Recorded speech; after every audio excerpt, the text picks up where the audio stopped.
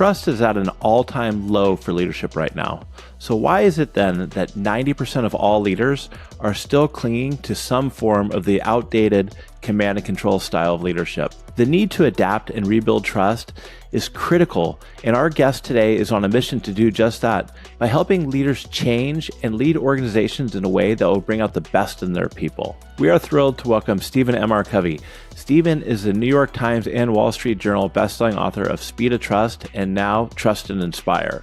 As the former president of Covey Leadership Center, he grew it into the largest learning development company in the world. Stephen has also been recognized with a Lifetime Achievement Award as a top thought leader in the world on trust by Trust Across America. Welcome to the Learn It All podcast, the show that helps today's leaders get ahead of the game.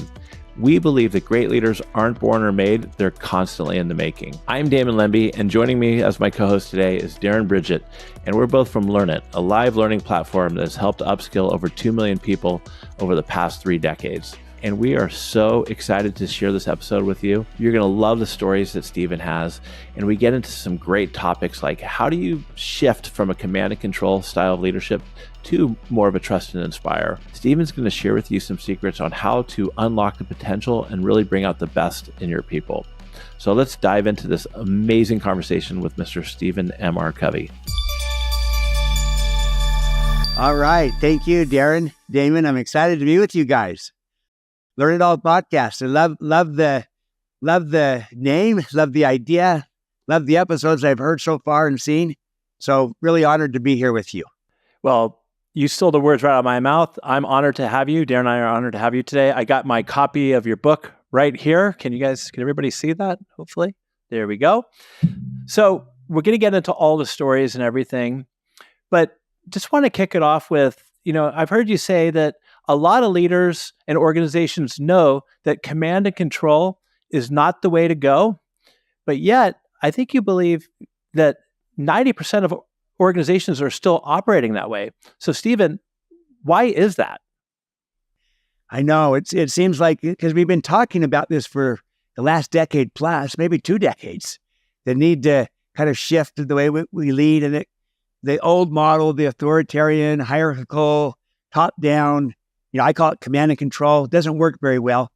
But I think one reason why it's so hard is that we're living in a command and control world, and we don't even know it. We're like the French proverb, fish discover water last. They're so immersed in it, they're not even aware that they're in it. And I think that it's a similar thing, that we're just so immersed in a command and control world, we don't even think about it. It's in our language, hierarchies and the way that we language things. It's in our structures. It's in our systems. It's in our processes. We've got command and control management practices that are just embedded. Things like, the high potentials inside of a company.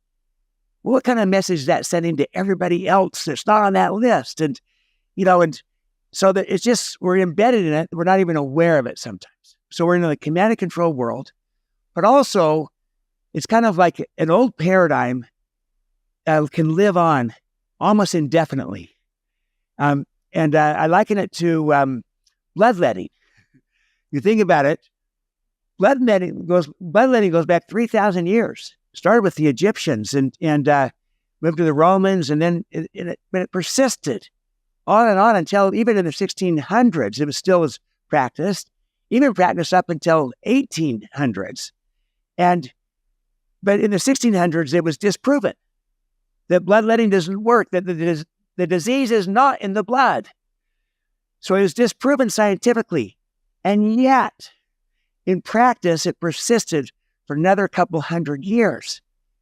Even with George Washington, they did bloodletting before he passed away. That's right. Bring out the leeches. Bring out the leeches. The fact that a new paradigm has been established doesn't mean that the old paradigm doesn't live on.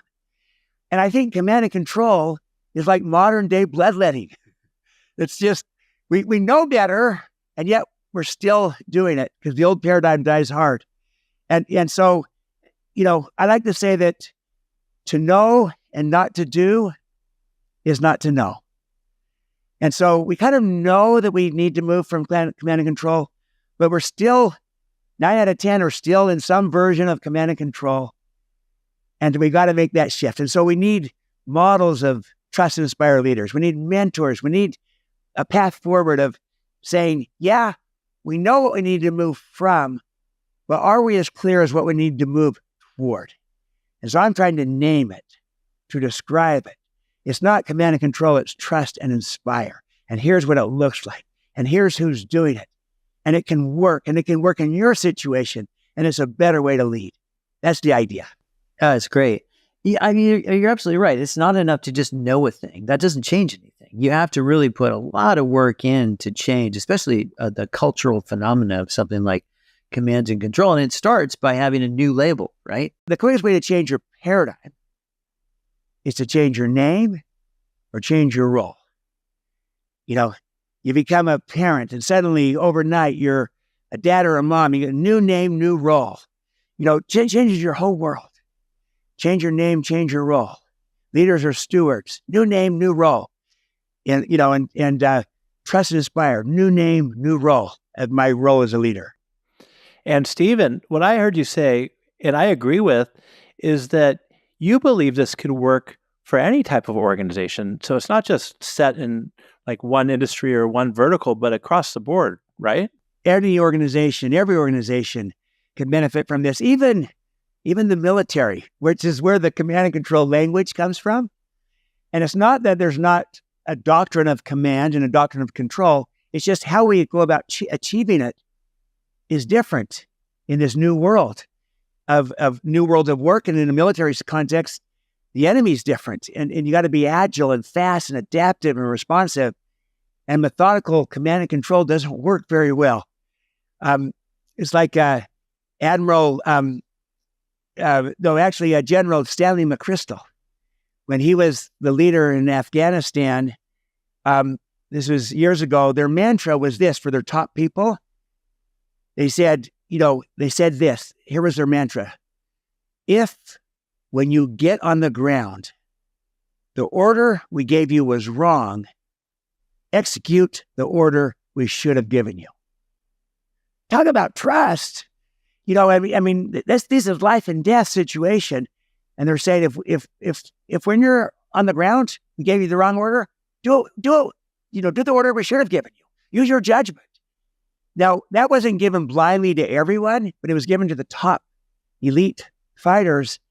And so even in the military, trust and inspire is a better style of leading that can still have appropriate command and control built in without it being a leadership style. And so everyone can benefit from trust and inspire. And I think it even works as parents and as neighbors and as friends. It's just a better way to lead and to be with people. It's incredible that even the military, which is like where command and control originated, is the head of business. But to help set the stage for everybody and give people a little bit of a better sense about your background, I wanted to talk about green and clean. So let me set it up a little bit. So you've written this terrific book that we're going to spend a lot of time talking about, but some people, I'm sure many people are familiar with your father's book, 7 Habits of Highly Effective People. And he tells the same story. So get a little of a Rashomon effect here, where the same story from 2 different perspectives. Can you share your perspective of this story? Tell us the story and then let us know why this was so important to you. Absolutely. So this comes from my father's 7 Habits of Highly Effective People book. And it was kind of one of their favorite stories. It's kind of like if you go to a Paul McCartney concert, you want to hear Hey Jude. And if you went to my father's seminar, you wanted to hear the green and clean story. And that was his Hey Jude. and so he tells a story of how he was trying to teach his kids responsibility. And so I was a 7-year-old boy, and he was giving out some jobs around the home. He and my mom, and he said, "Okay, son, would you like to take care of the yard?" And I volunteered. I said, "Okay, I'll do it." So then he trained me over a 2-week period of time around the responsibility of saying, "Look, I want the yard to be green and clean." And, green, those are results words. They were outcomes, not methods, but outcomes. So he was delegating outcomes to me and then empowering me to do it. And this sounds easy today, but at the time, we didn't have automatic sprinklers, so I had to manually do it. And we had a big yard with 3 different sections. They had to go to 3 different places to do it. And we had to use hoses in some places with, sprinkle with little hand sprinklers to get it going. And so it was a big job for a 7-year-old. So he trained me over 2 weeks. Here's what green looks like. Here's what clean looks like. And again, I'm 7, so I had to kind of learn this. And then he said, okay, I'm your helper. If you need help, if I have time, I'll help you. But it's your job. But what we're going to do is we're going to walk around every week and you can tell me how you're doing against the green and clean standard. You got it, son? Yeah, I got it. So he turns it over to me. And you know what? I did nothing. I did nothing. I just after 2 weeks of training, I didn't do a thing. It was a Saturday when he turned it over to me. It did nothing. Sunday, nothing. Monday, nothing. Tuesday, nothing. Wednesday, now. So this has been 5 days. It's scorching hot, the middle of the summer. And the sun is just turning the yard more and more yellow by the hour, let alone the day. I mean, it was so hot. And then we had a big neighborhood barbecue over the weekend. And so there's all this garbage that's just strewn throughout. It's anything but green and clean. And my dad was just tempted to just maybe just give up on this and just think, he's too young. He's not ready for this yet. Just take the job back or go into command and control and start to say, hey, son, I told you green and clean. Now get over there and turn that on, and started to direct me. But he didn't do it. He stayed with it because he realized that his purpose was, he cared less about the yard being green and clean as much as he wanted to help raise the kid, help raise the child. So what he did is he went back to the agreement, and he said, hey, we said that we'd walk around every week. You tell me how it's going. So let's go ahead and do that. And as we began to walk around, I realized this is not green and it's not clean. And I knew it. I could see it. And I knew I'd done nothing. And I kind of broke down and I cried. And I said, Dad, this is so hard. And he said, well, what's hard? You haven't done one single thing yet. But see, what was hard was me kind of learning to take responsibility, me owning this and being a self-starter and taking responsibility for it. And I said, well, Dad, will you help me? Because there's all this garbage everywhere. He said, what was our agreement? And I said, well, you told me you'd help me if you had time. That's right. Do you have time, Dad? I've got time, he said. So I went into the house and I came out and I grabbed 2 garbage sacks. I took one of them. Then I gave one to my dad and I said, hey, Dad, will you take that garbage sack? Would you go over and clean up that garbage around the barbecue? Because it makes me kind of want to vomit. But can you do that? He says, I'm your helper. I'll do whatever you want. Sure, I'll go do it for you. And it was at that moment I realized, this is my job. I own this. Look, I'm directing my dad. He's doing what I'm asking him to do. This is my responsibility. And suddenly just the light bulb went on that I'm responsible. I can do this. And I can own this. And I'm capable. And from that moment on, I took care of that yard. And it was green and it was clean. Not only for that summer, but for another decade that followed. My dad never had to worry about it or ask about it again. And see, he treated me according to my potential, not my behavior. And I ultimately lived up to it. I saw myself differently. And the reason why this is significant is it really was the first imprint in my life of being a leader, being responsible, being capable, that it was in me. And my father believed in me, trusted me. He inspired me. And I wanted to live up to that trust. And I ultimately did. And I became responsible and took care of that yard. And I did not want to let my dad down. And it was green and it was clean. And that became my first imprint around leadership. It's about bringing out what's inside of people, unleashing their potential, their greatness, helping them see themselves differently. And it's a great illustration. And I was lucky, I was blessed with parents that were trust and inspire parents. And both my mom was equal. And the Green and Clean story is kind of a trust and inspire story, the first impression in my life around leadership. And I remember it distinctly to this day. So that's kind of a paradigm of where this trust and inspire originated. I experienced it as a young 7-year-old boy. Stephen, it's an amazing story. And as a father of a 7-year-old myself, I have a 7-year-old daughter, Lucy. I can't wait to go home and try this on her, and because I think it's important, as you mentioned, for this works for parents as well, and to raise children to believe in themselves and build the confidence, which is so critical. And you came from such a wonderful family, and I've heard you talk a little bit about your family dinners and how that impacted you as well. And all this kind of led you to not wanting to let your father down, right? And because of all he's done for you. Can you talk a little bit more about that? Yeah, I think that I didn't want to let my dad down, because someone asked me the other day, why would you agree to take on that job as a 7-year-old? And my answer was, I don't know, other than I loved my dad and I didn't want to let him down. And that's one thing about being trusted. See, even at 7, I felt trusted. And there's a power to being trusted. We tend to want to live up to the trust being given. It inspires us. We want to be worthy of it. Now, I acknowledge that there might be a few people that try to take advantage when they're trusted. But the vast majority of us just actually want to do our very best work. We're inspired by being trusted, and we rise to the occasion. We perform better. That's what it was for me. Is I loved my dad. I felt trusted by my dad. I actually felt inspired by him. I wouldn't describe it in those words back then, but it's what it was. Because he cared so much about me, and I felt that.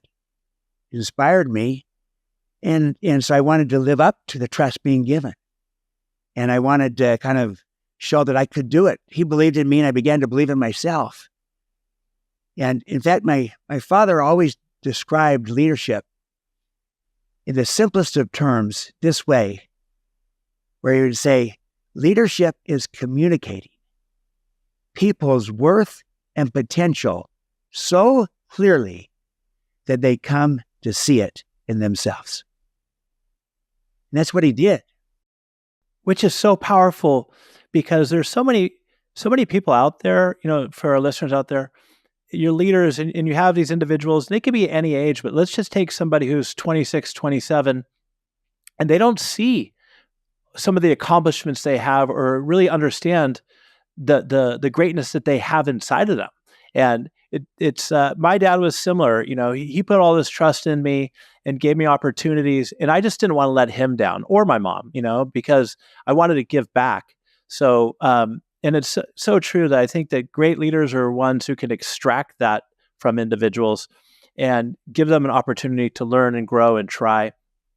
Now, getting to your book, you already had a great book, Speed of Trust. So what inspired you? Because this story took place back when you're 7 years old. So why now in 2022 did you come out with Trust and Inspire? Yeah, just I'd actually been working on it since 2005. I had it in my mind. It just kind of evolved, and I didn't use the words command and control, trust, and inspire back then, but I had this ongoing contrast between how leadership practice was, which was more traditional management, versus what it needed to evolve to, move to. And over time, it became command and control, trust and inspire. So I'd been thinking about it for a long time. I will say this, that I was working on this even before the pandemic, but the pandemic kind of accelerated everything as well, because suddenly there's remote work, hybrid work, intentionally flexible work.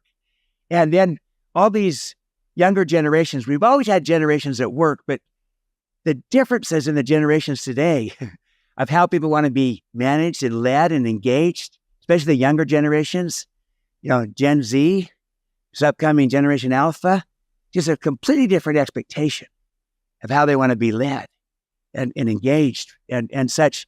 And then all the change that's hitting us, just the pace of change, the amount of change, the type of change, disruption, technology, and now generative AI and all this change hitting us. It all just screams that we've got to be fast and flexible and adaptive. We've got to collaborate and innovate. We've got to learn it all. We can't know it all, right? There's too much to know. Human knowledge doubles every 12 hours. So we've got to learn it all. I love the whole premise. We've got to be a great learner. And we've got to learn and relearn how we lead in a new world of work. And so it all kind of came together, but I'd really been working on it for a 20-year period. And then it was accelerated coming out of the pandemic. And that a new world of work requires a new way to lead. And I just felt more compelled that there'd been a lot of discussion of what we need to move from. And I called it command and control. Others might call it something else, hierarchical, top-down, traditional management. And I felt like we had to name and describe and give models and examples of what we needed to move forward. And that need was more greater than ever before because we're still trapped in a command and control world. So we need models and mentors of trust and inspire and a new way to lead. And it became more and more clear. One last little point on that. And this is why I started in 2005. At the time, my father and I, we were invited to give a whole series of seminars together. I was just coming out with Speed of Trust, and he had just come out with his follow-on book to the 7 Habits, the 8th Habit. And so we did these workshops, day-long events all around the world, in 50 plus cities. And my dad would take 3/4 the day, and I'd take the last 4. And he'd ask 2 questions at the start of every one of these sessions of the audience. And this would be filled with, there might be 1,000 people in the room. And they'd be some high-level leaders to senior leaders to mid-level managers, and every industry. And he would ask this, he'd say, how many of you believe that the vast majority of your workforce has more creativity, ingenuity, capacity, ability, than their current job requires or even allows them to contribute? And almost every hand would go up. In other words, there's more inside of people in our organizations than we're getting out of them by far. There's a lot more they can have to give. And yet, then he asked a second question, and how many of you are under intense pressure to do more with less? And again, almost every hand would go up. So you just juxtapose that. Here we're under all this relentless pressure. We got to get more done with less resources. And yet we're not even tapping anywhere near into what people have inside of them, the talent and the expertise. And I said to myself, that's a leadership problem. That's a leadership issue. We're not bringing it out of people. And we've got to lead better. And that's where this contrast of what we are doing and where we need to move toward started to emerge. We need to move from command and control to trust, inspire, and bring out that potential that's inside of people. It was Gandhi who said, the difference between what we are doing and what we are capable of doing would solve most of the world's problems. That's a leadership opportunity to bring out what we are capable of doing. And then we can solve our problems. So that's the idea. And it was when I was doing these seminars with my dad, that's where the seed was planted. And then I said, and I've experienced the kind of leadership that we need when I was 7 with Green and Clean. Well, it's funny because with Green and Clean, what really struck me in the story when I read it, again, and this is for our listeners, when you get to read it, it's in the book, it's told brilliantly, is the way that your father responded to giving you the trust and inspiration. I remember trying it, Damon, on my teenager thinking like, oh, I'm really doing this great. And then he didn't follow through. It's like, and then you're, okay, what do I do? Like I did the trust and inspire part, but how do I handle a lack of accountability here? And your father did it in such a smart way because he'd already baked in a moment to check. And then he didn't get mad. He actually asked you, how are you doing? And he also had that baked in the way to help you. So it's trust and inspire plus specific how-to recommendations.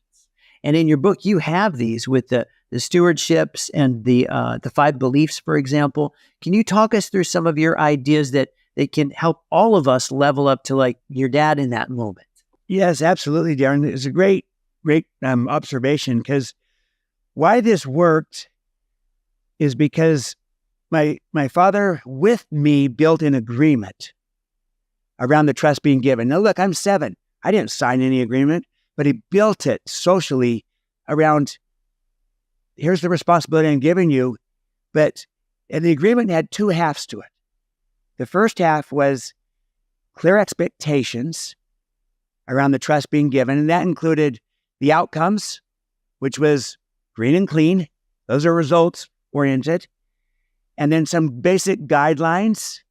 And one of the guidelines, I didn't mention this, but one of the guidelines was you can't paint the lawn. In other words, I can't shortcut and just paint the lawn green. I got to get real green. So guidelines are kind of parameters, that we operate within. And then resources, which in this case was, if I've got time, I'm your helper. So whenever we empower someone, whenever we're extending trust to someone, the first thing we need to do is make sure together we build an agreement around expectations, desired results, guidelines, resources to work with.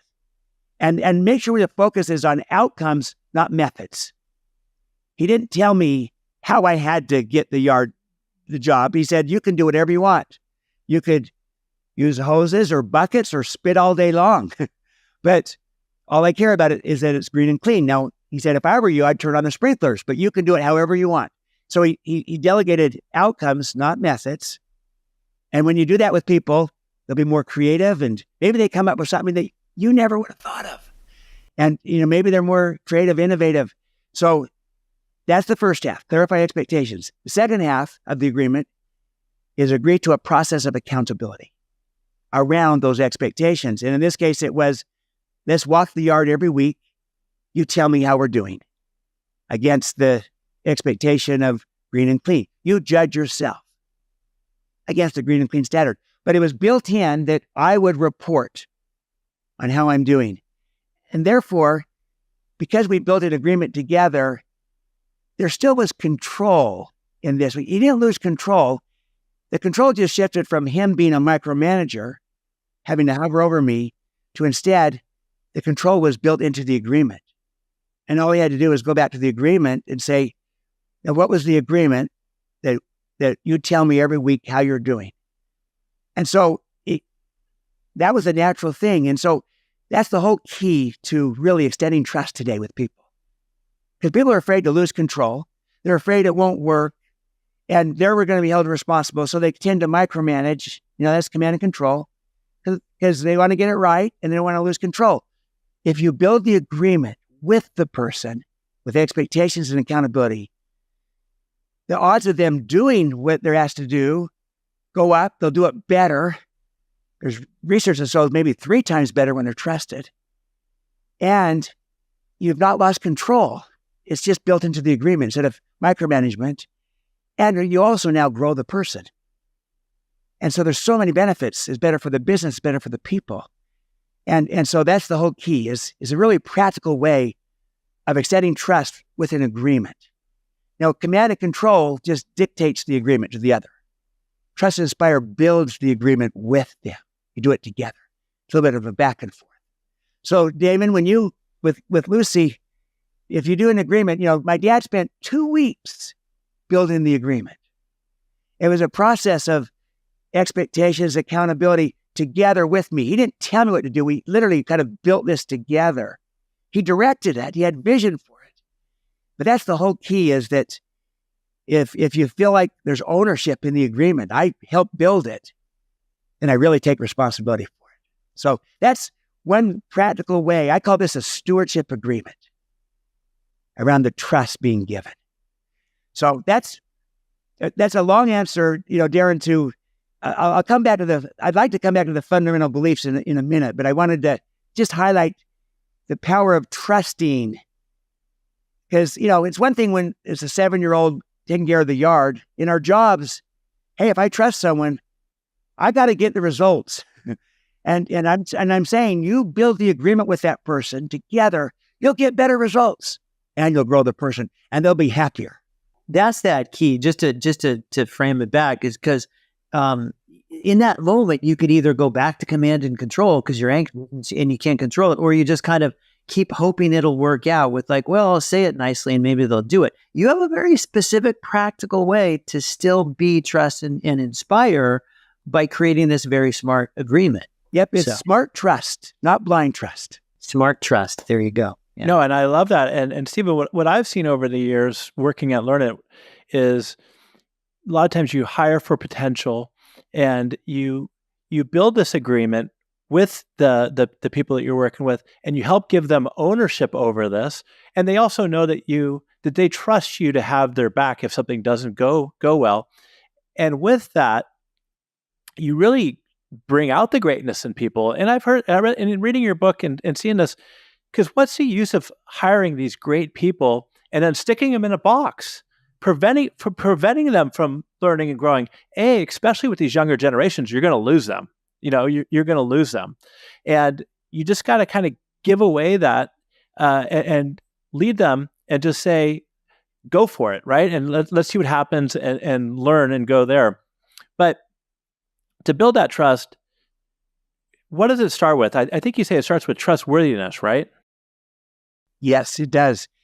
But to your point, Damon, you're exactly right. It's incongruent to hire great, talented people and then not trust them to do their work. It's just something's wrong there. Now you might. I know that we've got to make sure they're ready and the like, but our starting point should be that we hire them because they're great, and then we give them the opportunity to do their thing. And that's our starting point until proven otherwise. And we try to calibrate it to the situation and the job, but you're exactly right. But, we try to model this by going first. So it starts with our modeling. This is the first stewardship, modeling.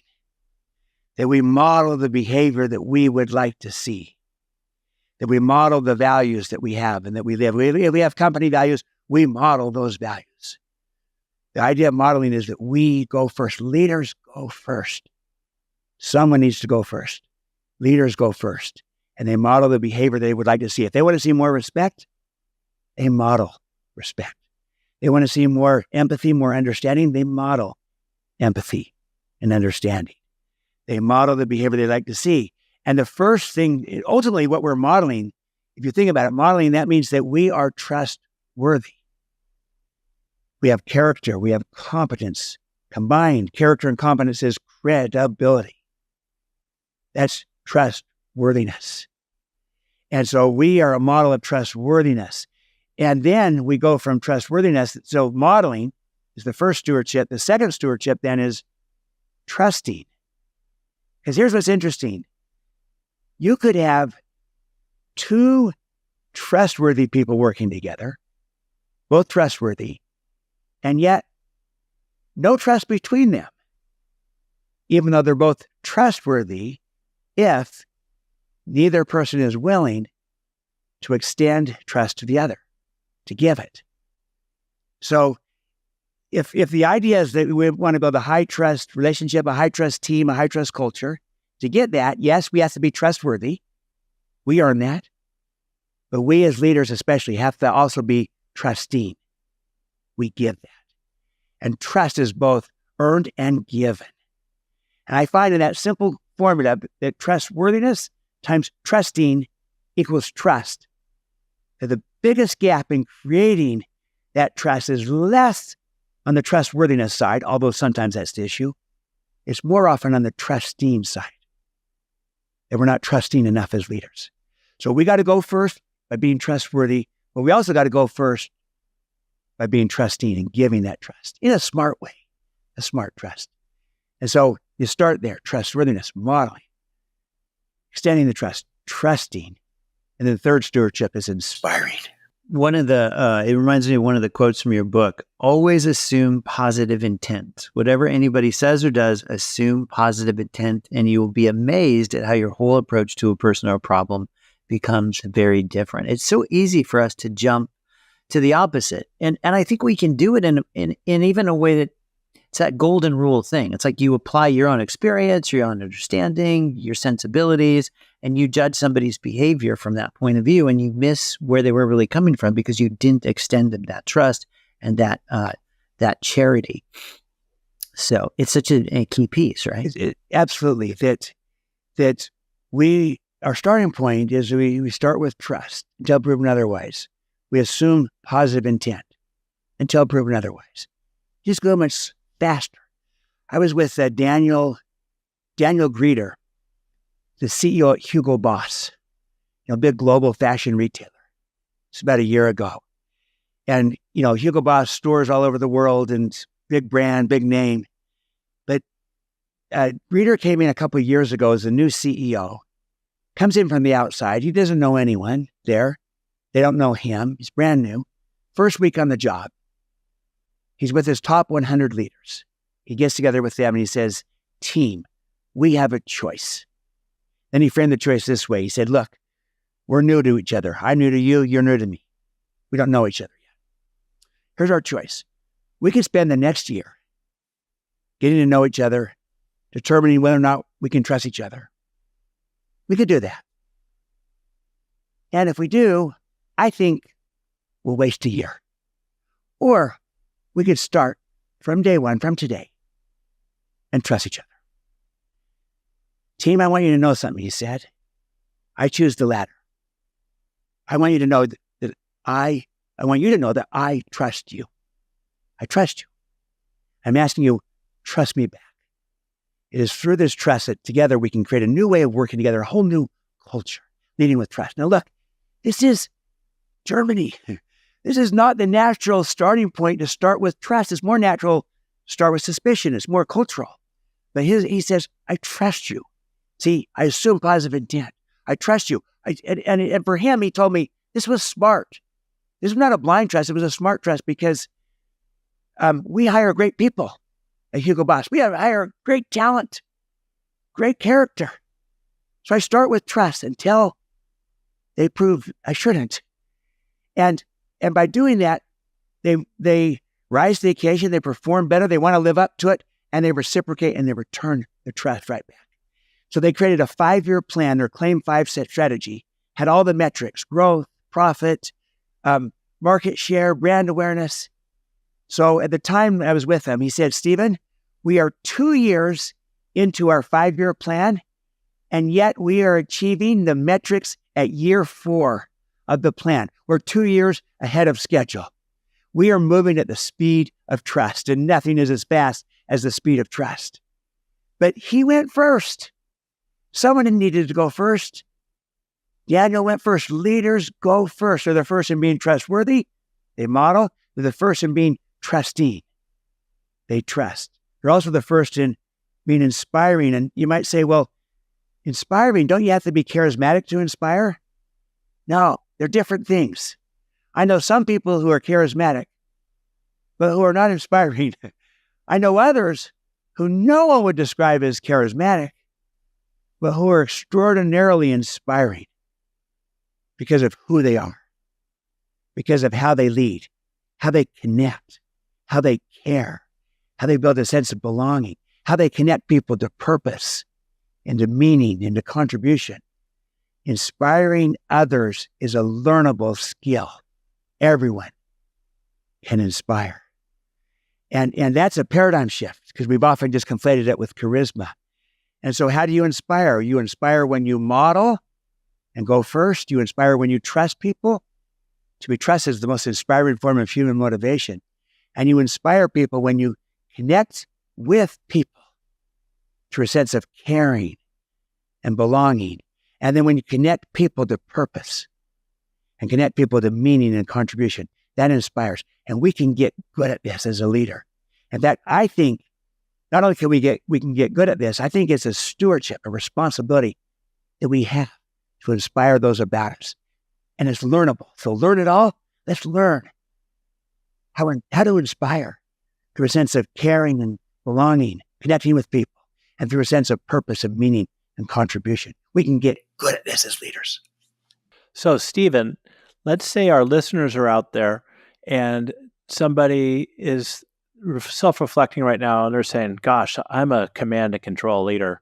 And then they hear you say that inspiring and building trust are learnable skills. And they're like, fantastic. But how do I go from leading a team for the last 5-6 years with command and control and make this shift? People might think it's inauthentic if I just try to jump to it, from A to Z. What advice do you have for those individuals who want to make that change? Yeah, great question, Damon. Because again, most of us kind of grew up in a command and control world. We might have a command and control in our leadership style. Again, the data shows about 9 out of 10 are kind of still operating there. So I think that to be authentic on this, I think you kind of might even acknowledge up front with the team that saying, you know what? I want us to be effective as a team, to get results, but I want to do it the right way that also grows the team, grows the people, builds trust along the way.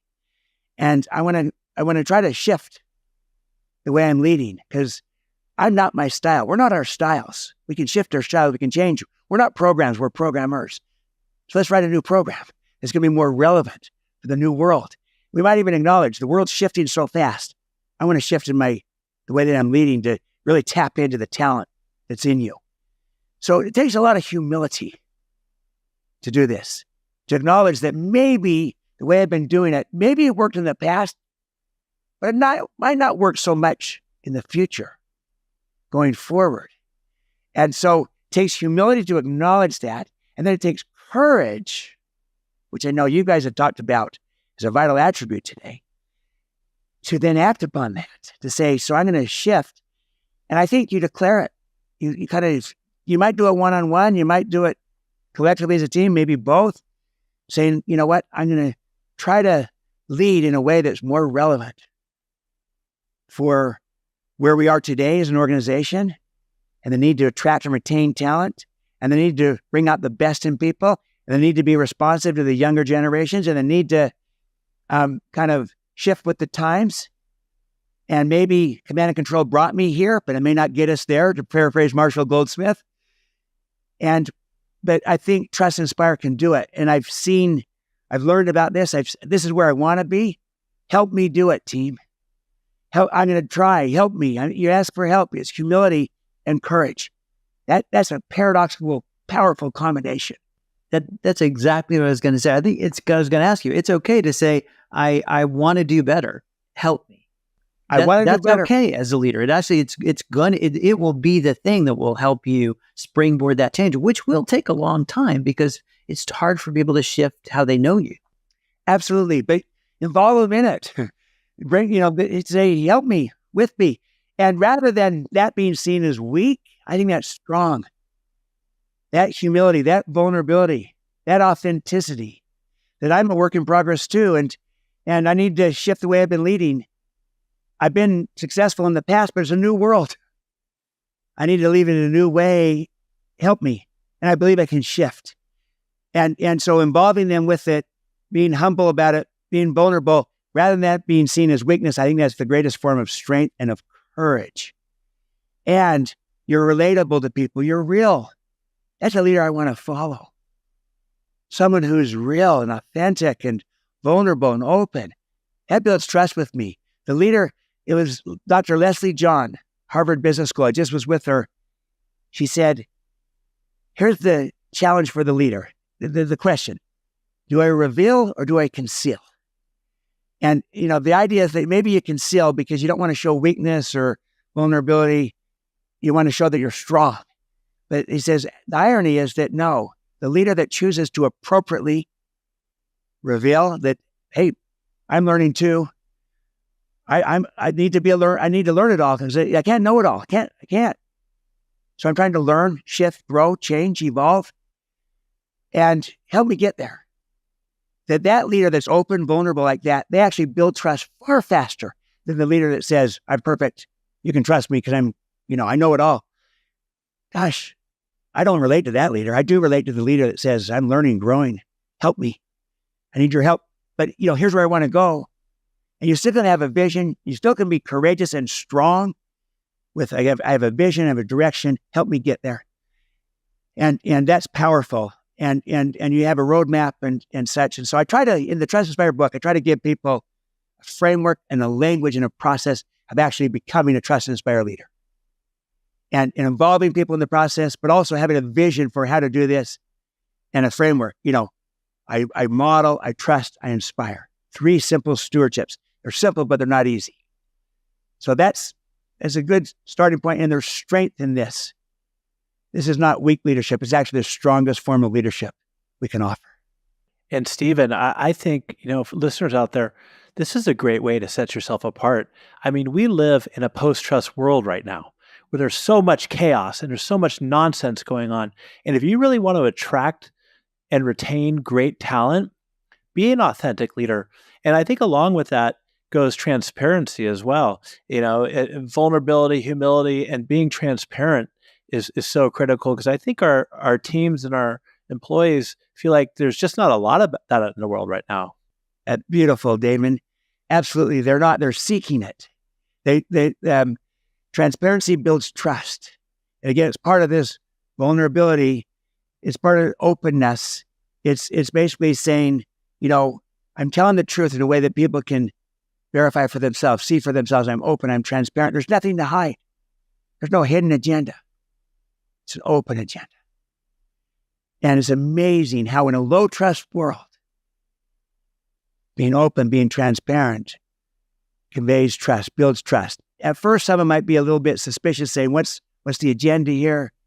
Because they're viewing it through the lens of distrust, which is where they're scripted in. But when you're transparent, it just suddenly builds a trust. That's what Daniel Greeter did. He was open and transparent. You don't know me, I don't know you, but I'm going to trust you. Trust me back. I talked to a couple of people there. They said this was stunning. That they just hadn't seen a leader like this that just was so open, so authentic, so vulnerable, but also that went first. I trust you, trust me back. Together through trust, we'll build a whole new culture, whole new way of working together. And they did it faster. You think it has to take forever. Well, you can't shortcut it, but you can sort of accelerate it by your language, declaring your intent, assuming positive intent, leading out by extending trust to people, telling people that you trust them and why you trust them. And you watch, you trust people, they tend to trust you back. You don't trust people, they tend to not trust you either. So you can accelerate this path by being declarative. I was just going to say, I love how you say you could accelerate it, not shortcut it. And I think for everybody out there too, when Stephen's saying lead from the front, that also means, as a leader, you're always on. People are always looking at your emotions and your behaviors and everything you're doing. And that's leading by the front as well, because people are going to be looking at you. And so it's so important. And I want to be, cognizant of the time. Let me ask this, David, before I know we need to close. Can I just add one more thing that of course I would feel remiss if I didn't get in? Hey, look, I got all the time in the world for this. This is awesome stuff. Yeah, but I don't want to go on too long for our listeners and viewers. I know that, if it's too long, that's a long form podcast. And I fell asleep in one of those myself when I was being interviewed. Hopefully not when you were driving. Oh yeah. It wasn't when I was driving, but I did like a 3-hour one. And I said, I got bored with myself. So anyways, I'll just say this, that even before modeling, where this all starts is with your paradigm, your fundamental beliefs of how I view people. Well, that's what my question was anyways. Oh, was it? Okay. Yeah. Go of how for I it. view people and how I view leadership. And so that a paradigm, it comes from the Greek, paradigma. It's a mental map or model. The idea of a map is that the map describes the territory. So there's territory, the reality. The model is trying to describe the reality. But what if you had an inaccurate map of the territory? An incomplete map of the territory. So I think command and control is an incomplete and an inaccurate map of people and of leadership. It's too limited. It's not expansive enough. And so it starts with, some people have greatness, the high potentials, but most don't. You got to control them. And people just care about money. So you just got to, at the end of the day, they just care about money. You got to, just motivate them. And there's only so much to go around. And, hey, I'm the boss, I'm in charge. And until things shift with the systems and structures, we can't really do much about it. Kind of an outside-in approach. That's limited. That's a command and control paradigm. Here's a trust and inspire. I 5 fundamental beliefs. I just name them. First, I believe that people have greatness inside of them. So if I buy that belief, my job as a leader is to unleash their potential, not control them. I see the greatness, the potential inside of people. They might not even see it, but I see it. And then I try to help communicate it so they see it, then develop it and unleash it. See, communicate, develop, unleash potential. That's my first belief. Second, I believe that people are whole people, meaning body, heart, mind, spirit. And they bring their whole self to work. So my job as a leader, if I buy that belief, is to inspire, not merely motivate. See, if people were just economic beings only, just a body, then motivation would be sufficient. Just pay them. We're heavy carrot and stick, heavy rewards. Nothing wrong with that. We need rewards. We do have a body. We want to be paid and paid fairly. But we also have a heart. So we want to connect and to care and to belong. We have a mind. We want to grow and develop. We have a spirit. We want to contribute, make a difference, add value, have significance and meaning and purpose. So inspiration, which is internal, can take us to a whole new place that motivation alone will never reach. So how do I view people? As whole people with greatness inside of them. That's a more complete map. How do I view leadership? Third belief, I believe that there is enough for everyone. That's an abundance mentality, not a scarcity mindset. So if I buy that belief, my job as a leader is to elevate caring above competing. Yes, let's compete in the marketplace. Let's care and collaborate in the workplace. Fourth, I believe that leadership is stewardship. It's about responsibility, not rights. Influence, not position. So if I buy that belief, my job as a leader is to put service above self-interest. And ironically, in the process, self-interest is typically served. And finally, the last one, number 5, I believe that enduring influence is created from the inside out, not outside yet. So if I buy that belief, my job as a leader is to go first. Someone needs to go first. Leaders go first. If I take those 5 beliefs collectively, I believe they represent a more complete, a more expansive paradigm of people and of leadership that a command and control paradigm doesn't come close to approximating. And I think starting with that paradigm, that mindset, and naturally I go into the stewardships of modeling, trusting, and inspiring because of how I see people and how I see leadership. That's a big part of the book as well that I put up front. Love it. That's my takeaway right there. And all that you said so beautifully, it's in the book. You expand on it and give so much value and context and all the great stories about these beliefs and the stewardships. And it's all pointed towards, like you said, changing the paradigm. It's like the maps they used to see when they first started traveling, getting into the new world. It's like, we need a new map. The old map, command and control that got us here, it's not going to get us where we want to go. The key is trust and inspire is the paradigm shift. You change the label, and what you're working towards is smart trust, which is part of what we want to build into it. And it's also learnable. This is the big key thing here. Trust and inspire. These are learnable traits. That old idea you have in your head, talk about bad maps of what a charismatic, inspirational leader is, that's not quite it. There are very specific ways to do this. And a great way for our listeners to start is to go ahead and get the book, Trust and Inspire, because it's right there. Yeah, absolutely. Thank you, Darren. And Damon, I feel like I cut you off on your question. No, it was going in that direction, right? I know. I wanted to make sure we got to the 5 beliefs. That was exactly. There was no way I wanted it to end without being able to get that. So you just beat me to the punch, Stephen. Okay, that's beautiful. Yeah, because the quickest way to change your, behavior is to, start with a paradigm shift. See the world differently, and so get an accurate paradigm. Get a more complete paradigm of people and of leadership. That's trust and inspire. That starts there. Then naturally the behavior follows from that. We get into those stewardships to model, to trust, to inspire. Yeah. Well, before I ask you where everybody connect with you, do you have anything else you want to leave the audience with? Maybe 2 things. First, I admire you too and the work that you're doing. And Learnit All. Thank you. Learnit All podcast. You love the paradigm because we can't know it all. Too much to know. We've got to constantly learn, recreate. And so Learnit All, it fits beautifully with Trust and Inspire. I'm saying shifting, changing world requires a new way to lead. So let's learn. Come, we're not programs, we're programmers. Let's re-script. We're at a new model of leading. And we'll move away from the old one that we've been entrenched into a new one, trust and inspire. Whether you use my words or someone else's, whatever works for people, it's just say we've got to shift the way we lead. We've got to learn a new way, learn it all. So I love what you're doing, contributions that you're making, and to be on your show is just an honor.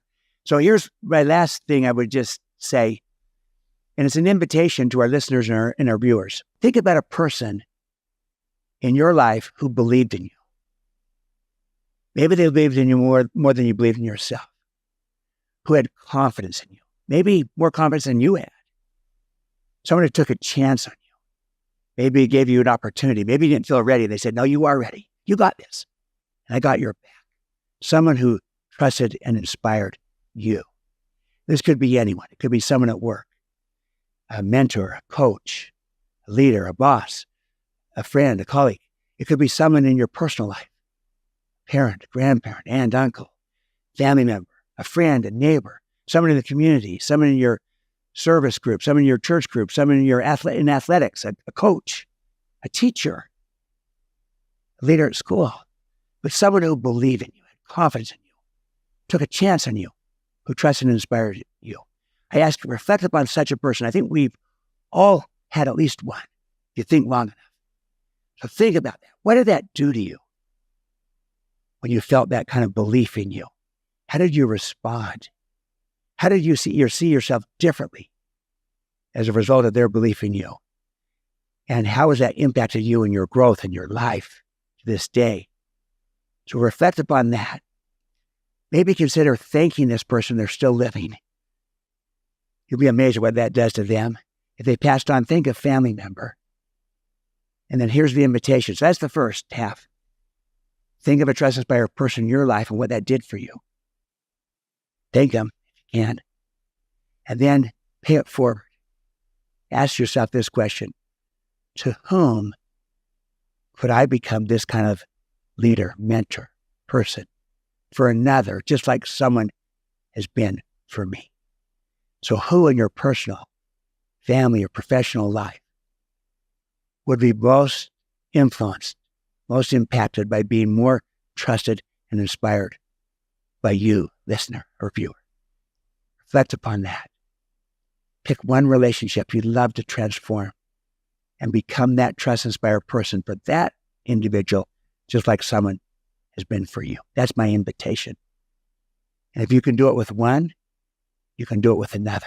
Well, Stephen, I would have to say I've been doing this for a long time, Learnit and everything. And we come across so many wonderful people, but this is one of my favorite conversations we've had, and part of it is not even the words you're saying, but the way you're saying them and how much you believe in it and how much you believe that I know, like Darren and I do, that the work we do at Learnit is to help make people better, both professionally, personally, and to help build better leaders for the future, which I think we all want to set out to do.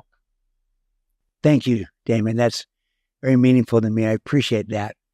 I've also loved this conversation with the two of you. And I feel like we're kindred spirits. We are. I mean, this is awesome. Besides buying your book, where else can our listeners connect with you at? Yeah.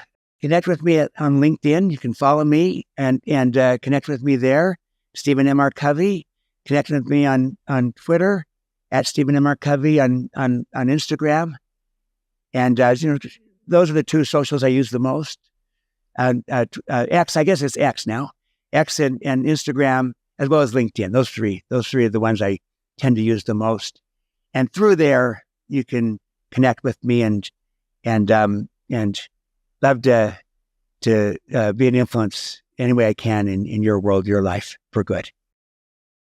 Well, thank you, Stephen. And so the book, I got my copy here, Trust and Inspire. Now, my sales team might not like this, but for our listeners out there, if you go out and buy Stephen's book and you text me a picture or just send me a message on either my email or on LinkedIn, I'll give you a free Learnit class, a free $250 class.